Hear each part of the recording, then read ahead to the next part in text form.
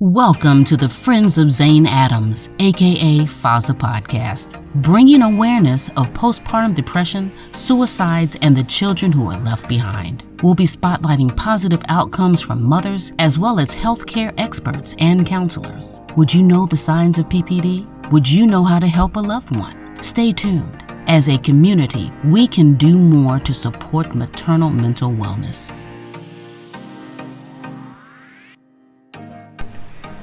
Welcome, FOZA family, friends, and faithful supporters. I'm Paulette Smith, and this is episode 51 of the FOZA Podcast for Maternal Mental Wellness. Before I say anything else, let me say thank you. Thank you. Thank you. Thank you for listening. Thank you for sharing. Thank you for caring. Thank you for helping us shine a steady and consistent light on postpartum depression awareness, the prevention of maternal suicides, and setting up funds for the children who are left behind. Now, every click, every time you click, every share, every comment, every minute you spend with us, every moment you spent with us this year has helped our mission reach a broader audience, and we're growing. I want you to know that it matters. You matter. Your voice matters. Okay? And I just want you to stick around for just a few more moments as we reminisce. Before we reflect on the year, please note that some topics in our conversations relate to maternal mental health. Some are challenging, and that may be sensitive for some of our listeners. If you're in an emotional distress or experiencing an emergency, please dial 988. If you need non-emergency help and you feel as if you are not being heard by your medical team, please continue to seek support. Don't give up. You can visit FOZAinc.org. That's FOZA Inc.org, and we will do our best to assist you in finding resources in your area. So thank you for coming along with me on our year in review. We're going to prepare you to say goodbye to this year and move forward into the next. Just wanted to take a few moments to highlight the conversations we've shared in 2025. Each episode represented one more step towards awareness, one more step towards breaking silence, and one more step towards keeping a mother alive. In January, our topic was healing through creativity. We started the year off with some budget-friendly ideas on ways mothers can regulate their emotions and find calm within their own creativity. We highlighted the therapeutic benefits of art for maternal mental health. We talked about how art therapy supports healing and well-being. We incorporated art into our daily life. We looked at ways to incorporate it into our daily life for lasting impact beyond any small time frame. And we looked at simple, budget-friendly art techniques for moms, free online resources for accessing art therapy. That was a fun podcast.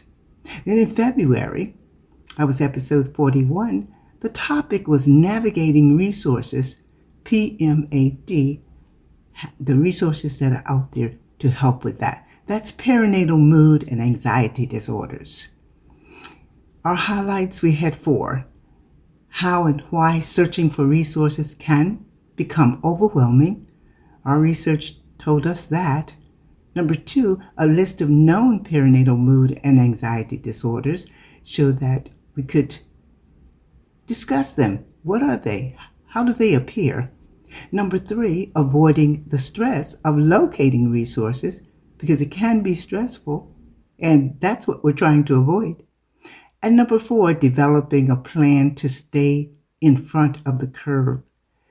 And so If we're already experiencing some difficulties, we know we can stay in front of the curve by speaking to our medical team. But some disorders come from just the experience of childbirth, and we've never experienced it before. So if we know that something like that can happen, then maybe we can get in front of it. In March, episode 42, we discussed teletherapy concerns and considerations. It's becoming a much known resource and a good resource. Everything has its pros and cons, so we talked about the highlights. Some of them were, the lack of personal connections. That's why some people don't reach out to teletherapy. They like that face-to-face, eye-to-eye contact, and that's fine, but we wanted everyone to know that there are some benefits there. If you are not in a situation where you can be face-to-face, you can still get help. Number 2, we talked about overcoming technical issues. They can occur while you're dealing with your teletherapy technology. Number 3, we talked about privacy and safety concerns, because that's a very safe place that you want to be in. And it's a two-way path. We talked about that.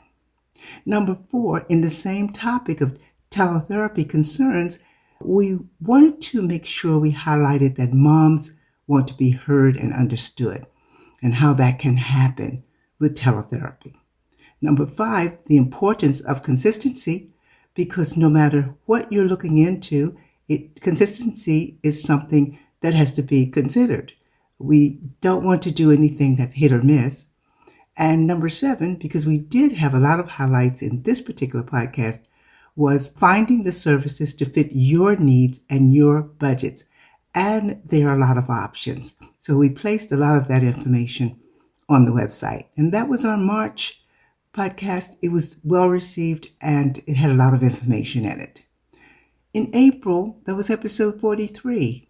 We described the 555, what that means in postnatal, prenatal, perinatal, along that journey. We talked about the 555 journey in motherhood, and we highlighted 6 important areas. Number 1, we to navigate employment and health insurance uncertainties, because a lot of that wrapped around the journey, the 555 journey. Number 2, the importance of tracking your postpartum recovery. We know that you're going to do the best you can, but sometimes you can get overwhelmed and you have to make time for yourself to actually see where you are in your journey and kind of track that. So we talked about how you could do that. Number 3 was building your support network. We can't do anything alone, and none of us are alone. You're never alone. All you need to do is think about building your network, and we have podcasts that actually help you step by step build a support network. And you want to do that. You never want to feel as if you're alone, because that's not true. Number 4 was understanding just that you're not going through this alone. And number 5 was the tools. We talked about the tools that can help you track your recovery. And you are recovering because you're healing, so you're recovering. The last, number 6, was helping you to understand that your job or your employment doesn't define your worth. So as you're going through that journey, sometimes if you're not feeling your very best, you can feel as if you're letting someone down, something like that. We don't want that. Your job does not define your worth. As a matter of fact, it never did and it never will. In May, we went beyond the 555.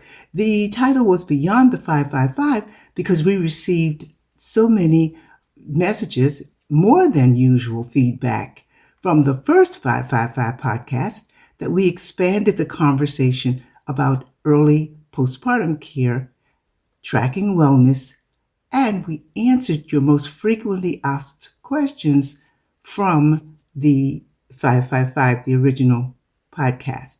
And we answered the 4 most popular questions. Number 1 was, how do I differentiate between baby blues and postpartum depression. Number 2, how do I start building a support network or system? Number 3 was how do I find safe, professional support and resources? And number 4 was how do I overcome embarrassment and self-consciousness? So we went into those 4 areas and we placed a broad selection of questions and answers on the website. That's fozainc.org/blog. That was a very popular podcast. So in June, we're moving into the summer, and episode 45 was entitled Moving Past the Fear of Judgment. I kind of took something out of the 555. I got a lot of comments that seemed to indicate there was a fear of judgment that was stopping moms from getting the help they need. And I'm happy to say that we received more than 3,000 views and listeners who were interested in the highlights we went into on moving past the fear and judgment. We had 4 highlights: challenging negative thoughts. Number 2, taking small steps towards reaching out. Number 3, seeking professional help. And number 4, building a support system at your own pace. Wanting to make sure that you know there's no rush. This is at your own pace, however you're going. And just like that, we were into July, where we hosted the awesome and dynamic guest speaker, Dr. Alexandra Rogers. She brought us decades of experience as a registered clinical psychologist and published author. We highlighted with her 5 different topics. Number 1, she defined intrusive thoughts during postpartum, what that felt like, what that looked like, and what her experiences taught her. Number 2, she talked about the importance of practicing self-compassion, something that we often overlook, but it's very important. Number 3, she talked about being heard and finding support. Number 4, we talked a little bit about her book.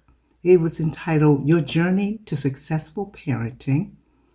And then she gave us, number 5, the most vital piece of advice she could for new moms.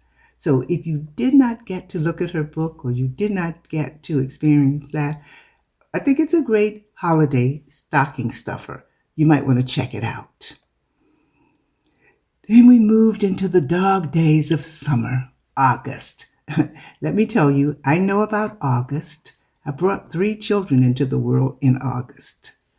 So episode 47 really kind of talked about the support around us in August, the impact on family dynamics. And it was entitled Quiet Strength, Men, Emotions, and MMH, Maternal Mental Health. We honored the role of parents, fathers, and male supporters on the journey of childbirth. And our highlights were, we had 4, how PPD, postpartum depression, can affect bonding with your baby, and you need support around you to make sure that happens. Number 2, how partners can be impacted, what they're feeling, what everything is looking like to them. Number 3, helping older children accept the new baby. And number 4, setting new baby boundaries with extended family. Anyone who has had a child may have experienced one or more of these experiences, but a new mom may not have experienced any of these. So we added lots of extra details on the FOZA blog to help get a good feeling about the impact a new baby can have on family dynamics. And so we started moving into cooler weather with September.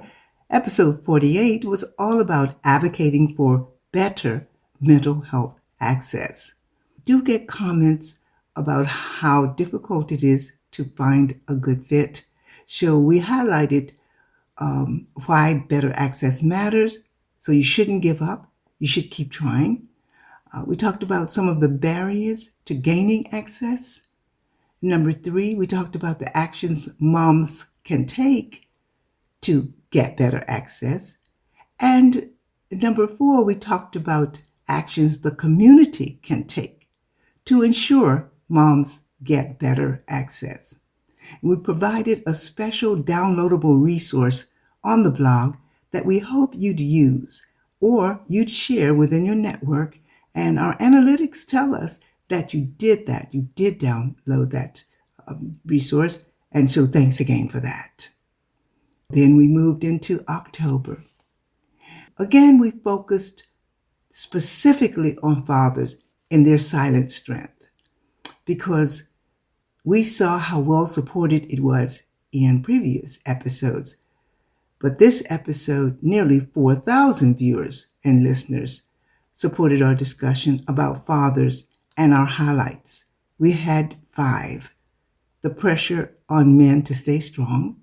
Number 2, the feeling of loneliness some men can feel when a new baby comes into the dynamics. Number 3, how men love quietly and hurt silently.